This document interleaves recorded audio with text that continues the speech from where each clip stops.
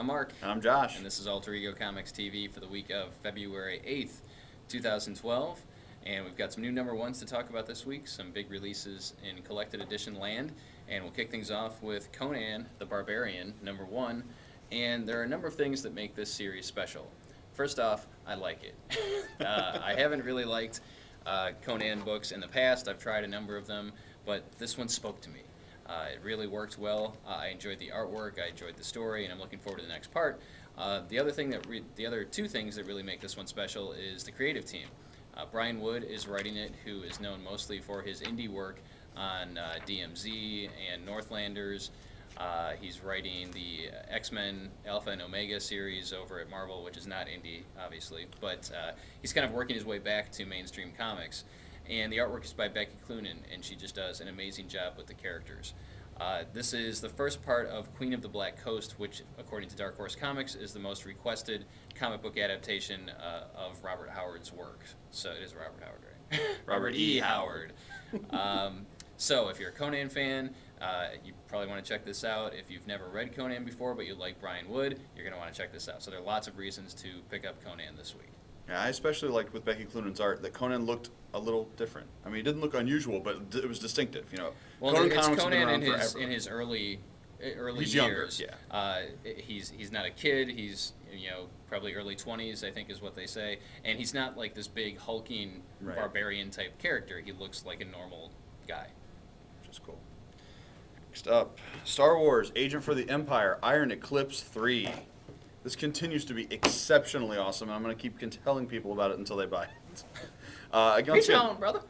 We have James Bond in the Star Wars universe, and it's great. You know, there's car chases, there's gadgets, there's women. In this one, he even makes a really crappy pun, just like James Bond before he kills someone, and it's just awesome. If you're a Star Wars fan, or if you've been playing, let's say, Old Republic, maybe playing an Imperial agent, exactly similar to that storyline.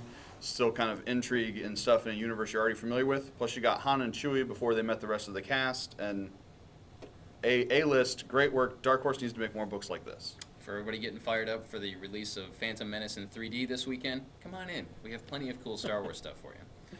No Jar Jar. I said plenty of cool Star Wars stuff. Yeah. That should be self-evident. Batgirl number 6. I talk about it every time it comes out. It's just awesome. Gail Simone has really captured the essence of Barbara Gordon, Batgirl. You get to see Bruce Wayne, Batman in this one too, and it wraps up the storyline that was started last issue.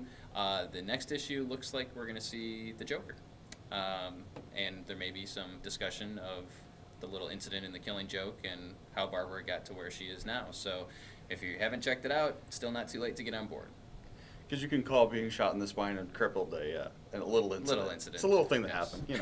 It's behind us now. Suicide Squad number 6.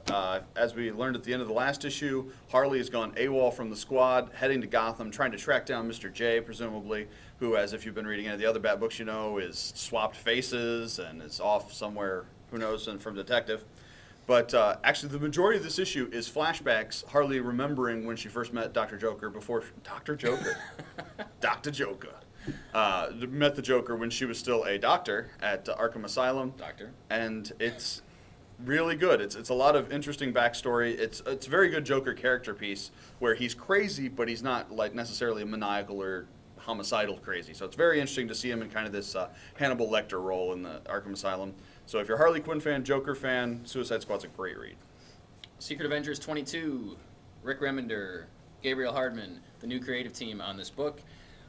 Great entry point for new fans for a variety of reasons. We have a changing of the leadership from Captain Steve to Hawkeye. We have some new members on the team, including Captain Britain and Ant-Man.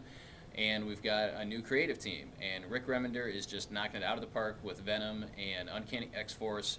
So if you're a fan of those two books, I've heard many people refer to this as his Avengers version of Uncanny X-Force, and my understanding is we're actually going to see these two teams butt heads during the Avengers versus X-Men event that's coming up. Really a great time to check out this series. Hardman's artwork is outstanding, and what's not to love? Hawkeye leading the team again. Maybe it's just me and my sentimental appreciation for the West Coast Avengers, but to have Hawkeye leading an Avengers team again is just awesome. Thank you, Rick Remender. And it's Hank Pym, not Ant-Man. Ant-Man was already on the team. Oh, sorry. I mean, he is still Ant-Man, but he doesn't call himself that anymore. So we've got Ant-Man and Giant Man on the same team. One Hank Pym. What's the guy's name? O'Grady? Yeah. Scott O'Grady? Is it Scott? O'Grady. Clarence? That guy. He's small. He's tiny. And it is actually a good tie-in already. Because Captain Britain, if you've been reading the last couple issues of X-Force, has been sort of prominent there with the Captain Britain Corps. So you're definitely getting some crossover to his other books as well. Next up, number 6, Batgirl. It's so good, we had to talk about it twice. Everything Mark said is true. You get not just Bruce Wayne and Batman, but you get Bruce Wayne and Batman both interacting with Barbara, in some cases in the presence of other people, so you get kind of see the fake Bruce Wayne he puts up for other people. And it's a lot of fun. It's almost exclusively about their relationship, about how she looks up to him and how... You should read it. It's very, very good. If you like Batman, if you like Barbara Gordon, this is a wonderful book about their relationship. Scarlet Spider number 2. Unfortunately, we did sell out of the first issue the week it came out because the love for the Scarlet Spider showed no bounds. We were completely off guard with that one. So issue number 2 is out. We will have second prints of number 1. I believe it's next week. But again, this is the continuing story of Peter Parker's botched clone, Kane, who is now cured of all that ails him and was a kind of hero during the Spider Island event in Amazing Spider-Man. He's trying to get to Mexico, just get out of the United States, apparently. He thinks he's wanted. I don't really think he is, because I don't think anybody's following him. He thinks someone's following him, but I haven't seen anybody following him. And he's a tortured hero. You know, he has lived most of his life as a villain. He's trying to do the right thing or just get away from everybody and do his own thing. And he gets sucked in the back of his mind. With great power comes great responsibility. And it's interesting to see how this plays out. He's got a little bit of a different power set than Peter, just a little bit. He's got a different costume, and he's got a different set of morals and values. None, which make the fights that he gets into very interesting. So Scarlet Spider, a lot of us were skeptical about needing a series called Scarlet Spider, and now that we've read it, I can say I'm glad that it's here. Where did that costume come from, by the way? Because he left. Well, no, but in Spider Island he left with the stealth suit, which is clearly not what that is, unless the stealth suit projects other appearances or something. Maybe it's unstable molecules. New Mutants 37. This is a one-off, basically self-contained story. Previously, the New Mutants were trapped in hell and had to make a deal with Mephisto to get out, because deals with Mephisto generally go well. And what Mephisto wanted was a date with Amara, and this issue is that story. Mephisto and Magma on a date, and it's really, really good. You know, it's almost like a romantic comedy, except without the romance, and he's a devil. But if you like anything, it's good. It says Dan Abnett and Andy Lanning writing the kind of interpersonal stuff they really excel at, and you get great appearances by all the New Mutants characters, and it's a different version of Mephisto than we see in the other books, but I think it's a much more interesting, appealing, kind of fun character to read. So, New Mutants is good. Speaking of good, Artifacts number 14. This is the first of the ongoing, even though they're keeping the numbering. Artifacts was initially supposed to be a 13-issue miniseries focusing on the 13 artifacts in the Top Cow universe. Halfway through the series, they decided to make it an ongoing, and I'm really glad that they did. First off, Artifacts 1 through 13 is a great story on its own, but then 14 picks up from there and runs with it. And it's written by Ron Mars, who wrote the original miniseries. He also wrote Witchblade for more years than I've been alive. Well, not that long. And his artistic partner, Stefan Stepjic, I can't pronounce it, I'm sorry. That guy has pretty artwork.